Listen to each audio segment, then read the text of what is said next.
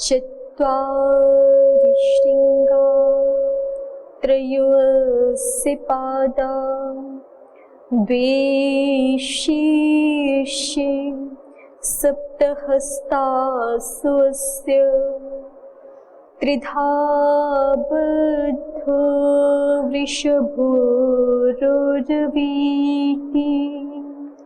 महोदेवो मर्त्या आविवेश सक्तुमिव तित उना पुनन्तु यत्र धीरा मनसा वाचमकृत अत्रासखायः सख्यानि जानति भद्रैषां लक्ष्मीर्निहिताधिवाची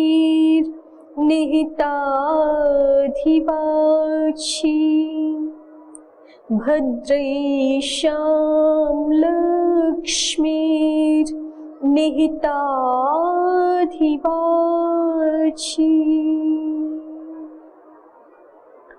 उपासनीयं यत्नेन शास्त्रं व्याकरणं महत् प्रदीपभूतं सर्वासां विद्यानां यदवस्थितम्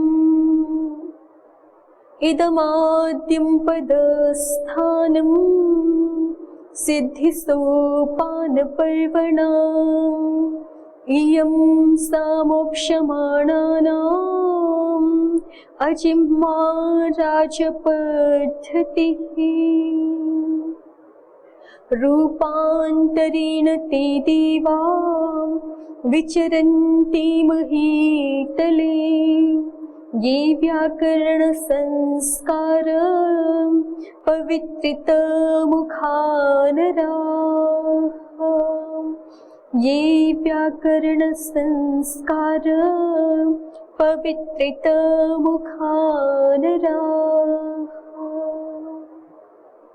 ॐ श्री परमात्मने नमः। ॐ श्री गुरुभ्यो नमः। ॐ सर्वेभ्यो नमः।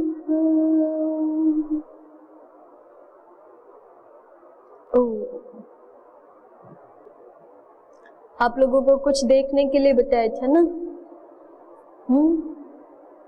क्या क्या? महोदेवो मर्त्या आविवेश। क्या कार्य हुआ है? मर्त्या आविवेश। महोदेवो मर्त्या आविवेश क्या कार्य हुआ है? नहीं देख के आए?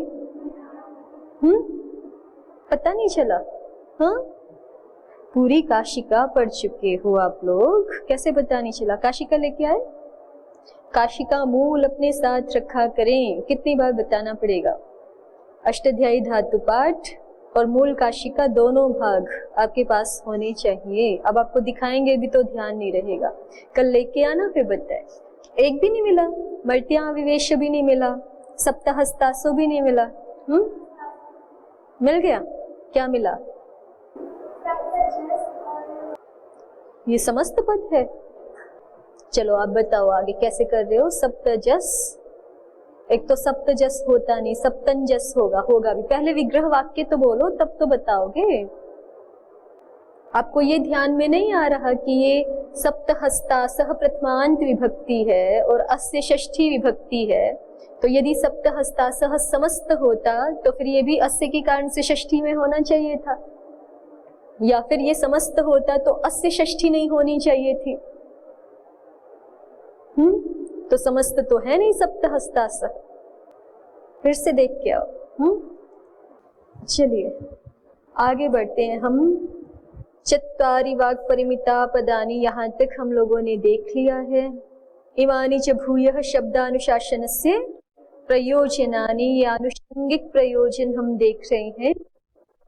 ते सुराः दुष्टः शब्द इतं यस्तु प्रयुङ्क्ते अविद्वांसः विभक्तिं कुर्वन्ति यो वा इमां चत्वारि उतत्वः सक्तुमिव सारस्वतीं दशम्यां पुत्रस्य सुदेवोऽसि वरुणः इति। पाठं कुर्वन्तु एकदा। ते सुरा हेलयो हेलय इति कुर्वन्तः परा बभूवुः तस्मात् ब्राह्मणेन न म्लेच्छितवै नापभाषितवै म्लेच्छोः वा एष यद् अपशब्दः म्लेच्छा मा भूमेत्यध्येयं व्याकरणं। ते सुराः दुष्टः शब्दः स्वरतो वर्णतो वा मिथ्या प्रयुक्तो न तमर्थमाह स वाग्वज्रो यजमानं हिनस्ति यथेन्द्र शत्रुः स्वरतोपराधादिति। दुष्टान् शब्दान् मा प्रयुक्ष्महित्यध्येयं व्याकरणं। दुष्टः शब्दः यदधीतम् अविज्ञातं निगदेनैव शब्द्यते अनग्नाविव शुष्कैधो न तज्ज्वलति कर्हिचित् तस्मादनग्नाधिगीष्महित्यध्येयं व्याकरणं। यदधीतं यस्तु प्रयुङ्क्ते कुशलो विशेषे शब्दान् यथावद् व्यवहारकाले सोऽनन्तमाप्नोति जयं परत्र वागयोगविद् दुष्यति चापशब्दैः। कः वागयोगवेदेव कुत एतत् यो हि शब्दान् जानाति अपशब्दानप्यसौ जानाति। यथैव हि शब्दजाने धर्मः एवं अपशब्द जाने अप्यधर्मः अथवा भूयान धर्मः प्राप्नोति। भूयांस अपशब्दाः अल्पीयांसः शब्दा इति। एकैकस्य शब्दस्य बहवो अपभ्रंशाः तद्यथा गौरित्यस्य गावी गोणी गोपा गोता गावी गोणी गोता गोपोत्तलिका इत्येवमादयो अपभ्रंशाः। अथ यो अवाग्यो वित् अज्ञानं तस्य शरणम्। विषम उपन्यासः नात्यन्ताय ज्ञानं शरणं भवितुम् अर्हति। यो ह्यजानन् वै ब्राह्मणं हन्यात् सुरां वापि वेत् सोऽपि मन्ये इतः स्यात्। एवं तर्हि सोऽनन्तमाप्नोति जयं परत्र वागयोगविद् दुष्यति चापशब्दैः। कः अवाग्योगविदेव अथ यो वाग्योगविद् विज्ञानं तस्य शरणम्। क्व पुनरिदं पठितं भ्राजानाव श्लोकाः। किञ्च भोः श्लोकापि प्रमाणं किञ्च अतः यदि प्रमाणम् अयमपि प्रमाणं भवितुम् अर्हति। यदुदम्बरवर्णानां घटीनां मण्डलं महत् पीतं न गमयेत् स्वर्गं किं तत् क्रतुगतं नयेत्। प्रमत्तगीत एष तत्र भवतः यस्तप्रमत्तगीतस्तत्प्रमाणं यस्तु प्रयुङ्क्ते। अविद्वांसः प्रत्यभिवादे नाम्नो येन प्लुतिं विदुः कामं तेषु तु विप्रोष्य स्त्रीष्विवायमहं वदेत्। स्त्रीवन्मा भूमेत्यध्येयं व्याकरणम्। अविद्वांसः विभक्तिं कुर्वन्ति याज्ञिकाः पठन्ति प्रयाजाः सविभक्तिकाः कार्याः न चान्तरेण व्याकरणं प्रयाजाः सविभक्तिकाः शक्याः कर्तुम्। यो वा इमां पदशः स्वरशो अक्षरशो वाचं विदधाति स आर्तिजीनो भवति। आर्तिजीनाः स्यामेत्यध्येयं व्याकरणं। यो वा इमां चत्वारि शृङ्गात्रयोस्य पादा द्वे शीर्षे सप्तहस्तात् स्वस्य त्रिधा बद्धो वृषभो रोरवीति महोदेवो मर्त्या आविवेश इति। चत्वारि शृङ्गाणि पदजातानि नामाख्योतोपसर्ग निपाताश्च। त्रयोस्य पादाः त्रयः कालाः भूतभविष्यद् वर्तमानाः। द्वे शीर्षे द्वौ शब्दात्मानौ नित्यः कार्यश्च। सप्तहस्ता स्वस्य सप्तविभक्तयः। त्रिधा बद्धः त्रिषु स्थानेषु बद्धः उरसि कंठे शिरसीति। वृषभो वर्षणात् रोरवीति शब्दं करोति। रोरवीति शब्दं करोति, कुत एतत् रौतिः शब्दकर्मा, अस्य सिद्धिमपि प्रक्ष्यामि। रोरवीति महोदेवो मर्त्यान् आविवेशेति, महान् देवः शब्दः। मर्त्याः मरणधर्माणो मनुष्याः तान् आविवेश, महता देवेन नः साम्यं यथा स्यादित्यध्येयं व्याकरणम्। अपर आह चत्वारि वाक्परिमिता पदानि तानि विदुर्ब्राह्मणा ये मनीषिणः, गुहात्रीणि निहिता नेङ्गयन्ति तुरीयं वाचो मनुष्या वदन्ति। चत्वारि वाक्परिमिता पदानि चत्वारि पदजातानि नामाख्यातोपसर्ग निपाताश्च तानि विदुर्ब्राह्मणा ये मनीषिणः, मनस ईशिनः मनीषिणः, गुहात्रीणि निहिता नेङ्गयन्ति, गुहायां त्रीणि निहितानि नेङ्गयन्ति, न चेष्टन्ते न निमिषन्तीत्यर्थः। तुरीयं वाचो मनुष्या वदन्ति, तुरीयं वा एतद्वाचो यन्मनुष्येषु वर्तते। चतुर्थम् इत्यर्थः, चत्वारीति। इदानीम् अग्रिमं प्रयोजनं वर्तते उतत्वः। एषापि ऋचा एव वर्तते। उतत्वः पश्यन् ददर्श वाच्यम्, उतत्वः शृण्वन् शृणोत्येनाम्, उतोत्वस्मै तनवं विसस्रे, उतोत्वस्मै तन्वं विसस्रे, जायेव पत्य उशती सुवासः। उतत्वः पश्यन् ददर्श वाच्यम्, उतत्वः शृण्वन् शृणोत्येनाम्, उतोत्वस्मै तन्वं विसस्रे, जायेव पत्य उशती सुवासः। अपि खल्वेकः पश्यन् पश्यति, अपि खल्वेकः पश्यन् पश्यति। महाभाष्यकार कह रहे हैं कोई एक मनुष्य होते हैं, कोई एक प्रकार के मनुष्य ऐसे भी होते हैं, पश्यन् अपि न पश्यति, जो देखते हुए भी नहीं देखते हैं। अपि खल्वेकः शृण्वन् न शृणोत्येनाम्, और कोई ऐसे होते हैं जो इसको सुनते हुए भी नहीं सुन पाते हैं। अविद्वान समाह अर्धम, तो मंत्र का आधा भाग, मंत्र की प्रथम पंक्ति किसको कह रही है?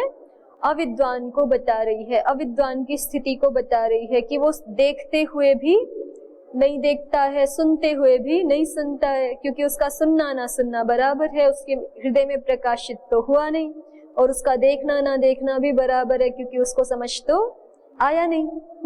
तो इसलिए उतत्वः पश्यन् ददर्श वाच्यम्, उतत्वः शृण्वन् न शृणोत्येक। कोई एक व्यक्ति ऐसे हैं जो इस वाणी को किसको देखते हुए, किसको सुनते हुए, वाच्यम, उतत्वः पश्यन् ददर्श वाच्यम। कोई एक, उतत्वः माने कोई एक मनुष्य ऐसे, त्व शब्द अन्य अर्थ में है और उत शब्द अपि अर्थ में है, अभी हम टीकाओं में आगे देखेंगे भी। तो इसलिए अर्थ हो गया अपि खल्वेकः, एक प्रकार के मनुष्य, माने कोई अन्य ऐसे हैं जो देखते हुए भी वाणी को नहीं देख पाते हैं। कोई एक ऐसे हैं, माने कोई अन्य ऐसे हैं जो सुनते हुए भी वाणी को नहीं सुन पाते हैं। आगे देखिए, उतो तस्मै तन्वं विसस्रे तनुं विवृणुते जाये वपत्य उशति सुवासा। और कोई तो ऐसे हैं जिनके सामने ये वाणी अपने स्वरूप को प्रकट कर देती है। तनु माने शरीर होता है, तो वाणी का शरीर क्या है? उसका स्वरूप ही, ठीक है। तो वाणी अपने स्वरूप को प्रकट कर देती है। कुछ ऐसे भी मनुष्य होते हैं। जाये वपत्य उशति सुवासा, ये जो है दृष्टांत देते हुए कह रहे हैं। यथा सुवासा जाया, सुवासा ये विशेषण है, सुवासा सुवासा उशति ये सब जाया के ही विशेषण है। उशति माने कामयमाना, सुवासा अर्थात यया शोभनानि वस्त्राणि धृतानि सन्ति, शोभनानि वासांसि यस्याः सा सुवासा। उशति कामयमाना, ठीक है, वशकांतो धातु है ना आपकी, ठीक है। उशति कामयमाना सुवासा शोभन वस्त्र युक्ता जाया यथा पत्ये आत्मनः स्वरूपं प्रकाशयति। तथैव वाग् अपि कस्मैचित् मनुष्याय स्वकीयं स्वरूपं प्रकाशयति। ठीक हुआ। तद यथा जायेव पत्ये कामयमाना, आगे अर्थ कर रहे हैं यही देखिए, जाया इव पत्ये कामयमाना सुवासाः स्वमात्मानं विवृणुते एवं वाग् विदे स्वात्मानं विवृणुते। एवं वाग् कस्मै विवृणुते आत्मानं, वाग् विदे। ठीक है, कोई भी विद्या बिना साधना के प्राप्त होती नहीं है। तो जिस क्षेत्र में साधना करता है उस क्षेत्र में जो ज्ञान होता है या विद्या होती है वो उस मनुष्य के लिए प्रकाशित करती है जो उसके लिए साधन युक्त होता है। बिना तपश्चर्या के, बिना साधना के कोई विद्या, कोई योग्यता प्राप्त नहीं होती है। तो यही बात वाणी के संदर्भ में भी है। वाणी की योग्यता भी, वाणी के स्वरूप का प्रकाश भी, जैसे कहा है ना पहले, वाणी के इतने सूक्ष्म सूक्ष्म भी स्वरूप हैं। तो हम लोगों को तो बस वैखरी का ज्ञान होता है और बहुत हमने पढ़ लिया शब्द शब्द, तो मध्यमा को हम शब्दों से जानते, साक्षात नहीं जानते। मध्यमा को हम शब्दों से जानते और परापश्यंती को तो और भी जानते ही नहीं है बिल्कुल। ठीक है, तो ऐसा है। तो वही यहाँ पर कह रहे हैं कि एवं वाग् विदेशम आत्मानं विवृणुते, ऐसे ही वाणी जो है वो वाणी को जानने वाले के लिए अपने स्वरूप को प्रकाशित करती है। स्वमात्मानं विवृणुते।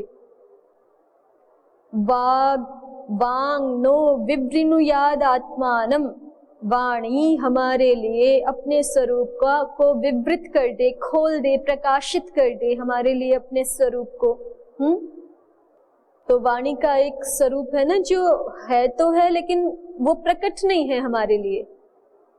तो वाणी अपने स्वरूप को हमारे लिए विवृत कर दे, खोल दे, प्रकाशित कर दे, प्रकट कर दे। इत्यध्येयम व्याकरणम, इसलिए व्याकरण शास्त्र का अध्ययन करना चाहिए।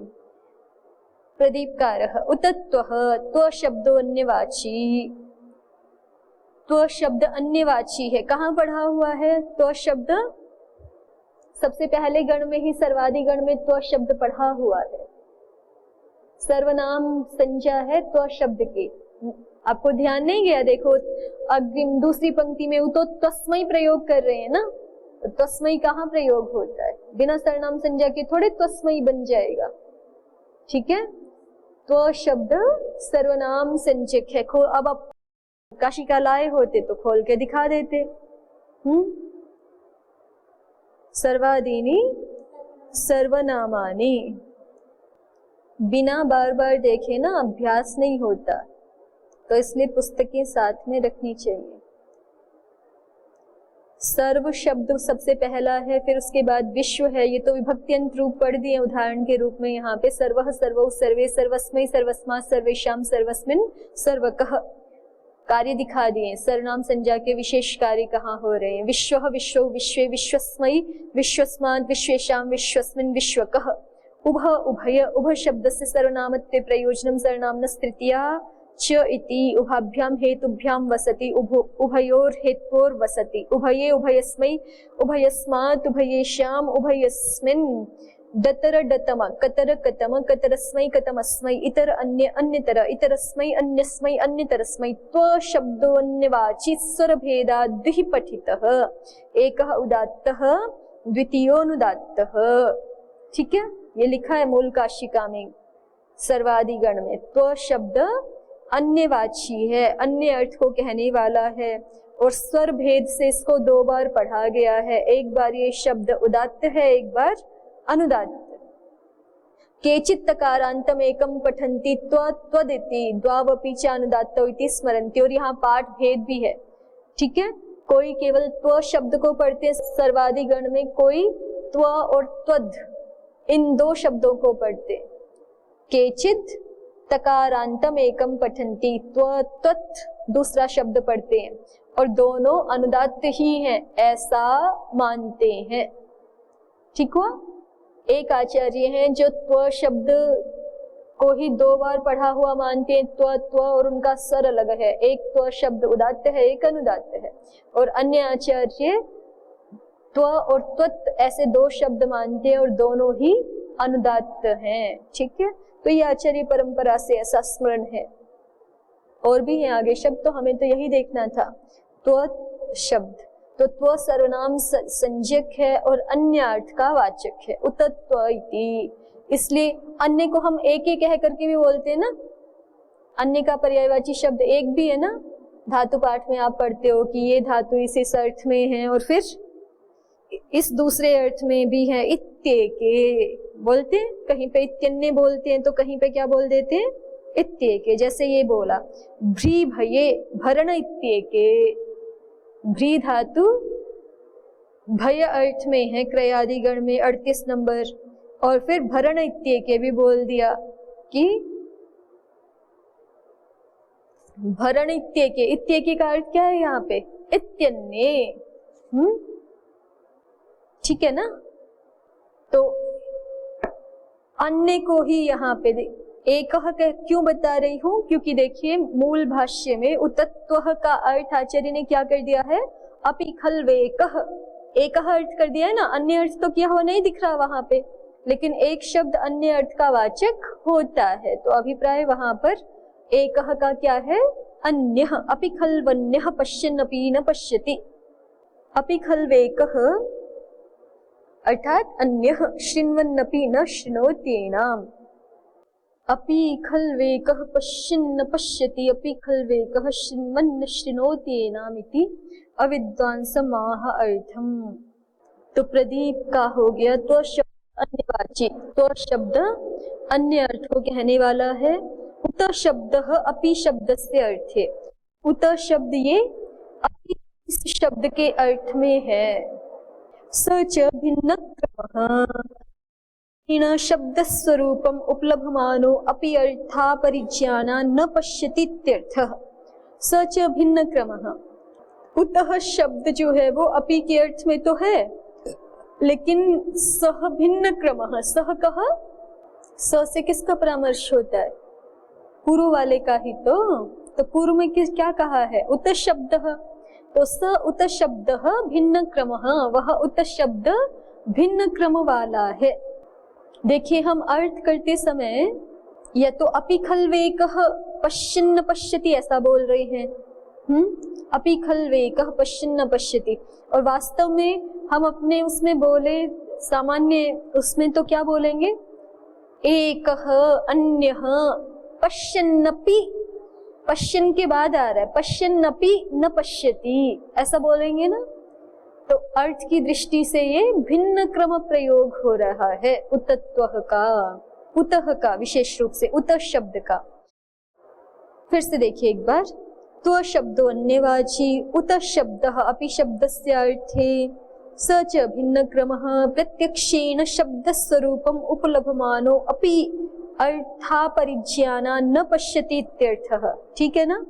पश्यन् अपि न पश्यति, पश्यन् के बाद जुड़ेगा अपि, तो उतः भिन्न क्रम में पढ़ा हुआ ना, क्योंकि ठीक ठीक होता तो पश्यन् के बाद उत आना चाहिए था। ठीक है, तो उत अभी भिन्न क्रम में है। इस वाक्य का अर्थ कैसा है उसको प्रदीपकार दिखा रहे हैं। प्रत्यक्षेण शब्द स्वरूपम उपलभमानोपि अन्यः जनः। ठीक है, अन्य जनः को तो हम कर्तृपद को पहले भी रख ही सकते हैं। कोई एक मनुष्य ऐसे हैं जो प्रत्यक्ष रूप से शब्द के स्वरूप को उपलब्ध करते हुए भी अर्थापरिज्ञानान् न पश्यति, अर्थ के अपरिज्ञान के कारण से उसको नहीं देख पाते हैं। प्रत्यक्ष रूप से तो श्रोत्रेंद्र से सुन रहे हैं, ठीक है, या फिर जो है वो लिपिबद्ध शब्द को उपलब्ध कर रहे हैं, लेकिन फिर भी उसको जान नहीं पाते हैं अर्थ के अपरिज्ञान होने के कारण से। न पश्यति, उसको नहीं देखते हैं। उतो उतत्वः उतो इति। अब उतो त्वस्मै पर आ गए। अब देखो सामान्य रूप से देखें तो उतो त्वस्मै कैसे बन सकता है। उत एक निपात है, उसमें विसर्ग तो थे नहीं, जो उतो हो गया, और विसर्ग होते भी तो भी विसर्जनीय से स होकर के उतस्तस्मै बनना चाहिए था। ये उतो कैसे हो गया। ठीक है, तो उसको प्रदीपकार स्पष्ट कर रहे हैं कि ये दो निपात हैं वस्तुतः, उत और उ, तो दोनों में संधि होकर के क्या हो गया है, उतो। उत उ इति निपात समाहारः, ये निपातों का समाहार है।